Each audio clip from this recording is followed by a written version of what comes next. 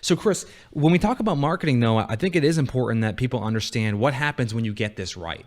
Because if you start to actually develop a plan that actually helps you grow your business, what actually happens when you make this part of your routine and you get it right? Yeah, well, I'd love to know on Facebook for the audience, and maybe John can throw up a poll, but like right now, do you execute a consistent marketing plan every week? That's what I would love the audience to let us know. From my experience on stage and with our customers, the answer is usually no.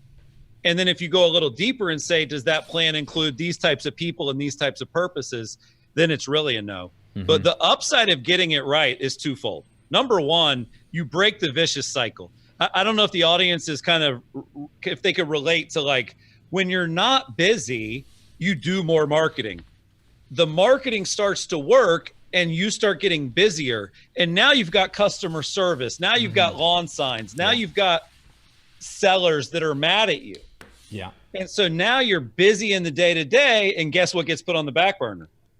Marketing. The future. Yeah. And so you're doing marketing now, and it works, and then you stop, and that's called a vicious cycle. I think a lot of people understand.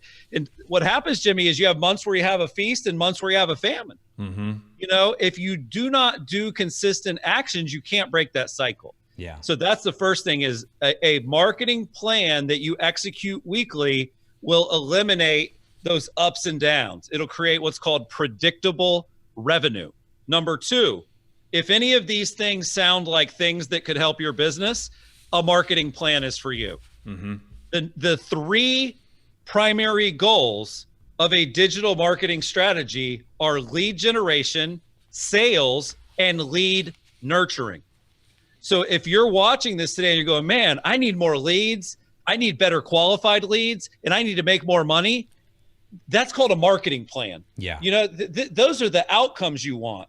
The marketing every week is what leads to those outcomes. That's why at Quicken Loans, they say money and numbers follow. They do not lead. Just like sales and leads and nurturing follow doing marketing, they're not actual things you do. Here's another one. How many of you guys would like to generate more business than your competitor? Well, if you have a digital marketing plan that includes a blog, companies that use blogs have 126% more leads than companies that don't have a blog. And if you've done marketing in the past, because we're going to really focus today, Jimmy, on digital marketing. One of the cool things about digital marketing versus even traditional marketing is that content marketing generates 3 times more leads than traditional marketing does anyway. Yeah. And you know, I wrote the book on conversion. Why do you think it's so easy for Charlie to convert a lead in his first week? Why do you think people can join Curaytor and make a sale on day one? Because we put out content. We put out consistent quality content that builds trust with our audience, and that actually creates conversion rates that are 6 times higher than average. So more leads, more conversions, more referrals, more brand growth. The upside of having a marketing plan is tremendous. But, you know, I say all that, Jimmy, why don't people have one? You know, they don't have one, even though they know they should. But they also don't go to the gym, even though they know they should. You know what I'm saying? They also don't get their oil changed, even though they know they should. So by nature, humans put things off they know they should do. Yeah, and Eric, if you could do me a favor, if you could pull up the visual here on my side of things, I think it's important to reiterate what Chris just said there. The purpose and the goal and the core focus of a great marketing campaign, and when you do it right, it helps you achieve these 4 things. You're able to grow your database, i.e. be able to connect with more people to sell more homes. You're able to improve your lead conversion, that thing that you really struggle with that causes you an incredible amount of pain and suffering, the thing that you hire outsource ASAs to basically do for you. You can solve that problem with better marketing. The past clients who aren't sending you business, you can solve that with a marketing plan. And the ability to actually have a brand and grow that brand on social media, you can actually solve that through marketing. And Chris, I actually want you to take just one moment, if you could. I know it's not on our notes, but Jimmy, just before you say that, hold that thought for me. I want to think about those 4 things, because what people tell me is I don't have time to do marketing. I don't know how to do marketing. And just think of it differently. I don't have time to grow my database. I don't have time to increase my referrals. I don't have time to build my brand. I don't have time to convert leads. So it's a lot harder to say that out loud, right? Yeah, it is. Than I don't have time for marketing.